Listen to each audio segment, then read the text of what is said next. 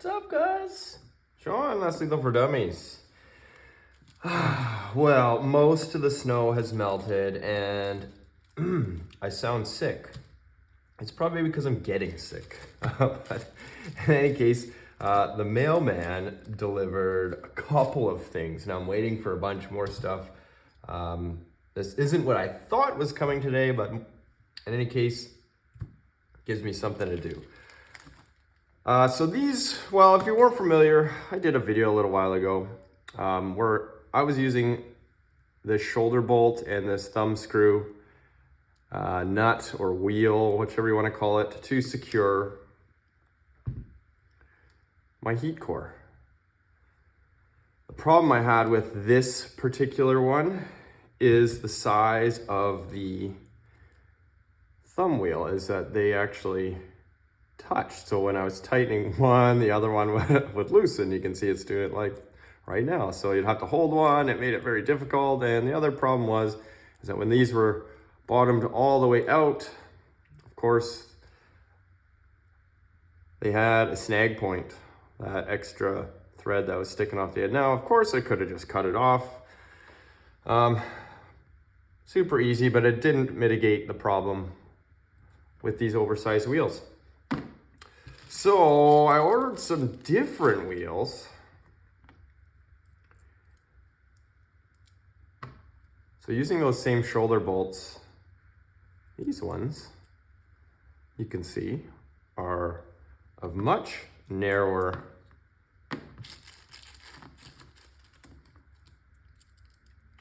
diameter.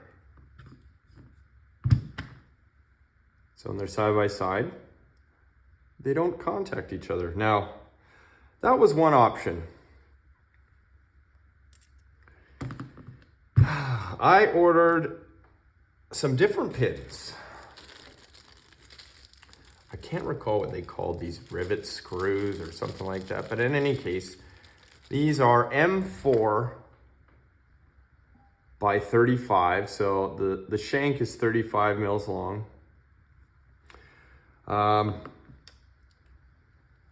And you can see, so I'll just take one off here.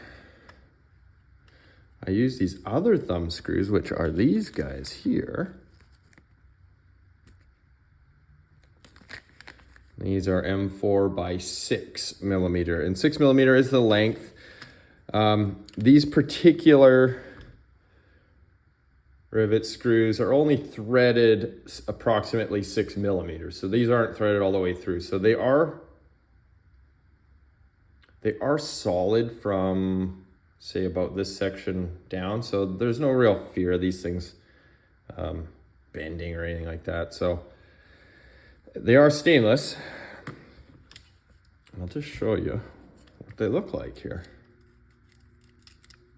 So there's your thumb screw removed. And there was a little, oh yeah, in here. I used a little rubber. This is just I don't know, I got this from the local hardware store. They're like half a penny each. So I grabbed a bag of them in the hardware section. They're just a little rubber screw sealing washer. You can see there, boom. They are the perfect diameter. And all I have to do is just put my little black washer on there. Thread these guys in.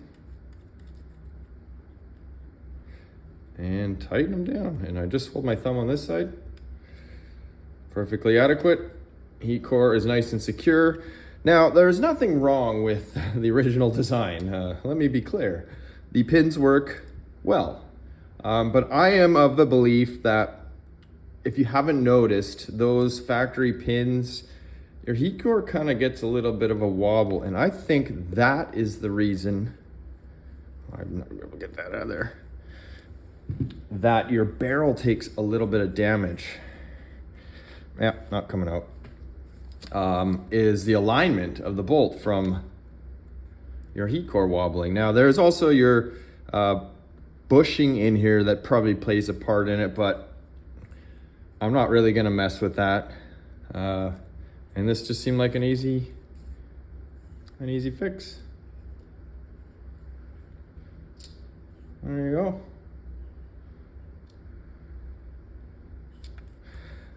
Of course, you're wondering why the barrel looks funny. Well, this is, I don't know, I'm gonna have to take it out. This is a 687 line claw smoothbore. This is an 8-inch.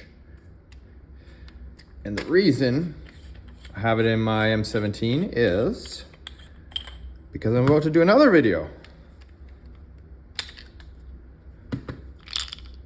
And that is using these MCS shaped projectiles. My go-to barrel in this marker is a 684 Labco.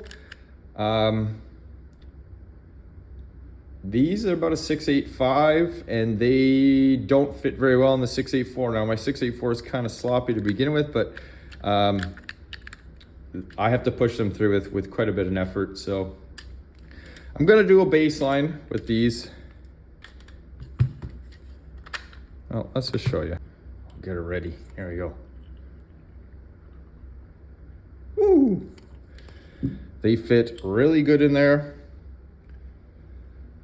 They have some rifling, so see what they do.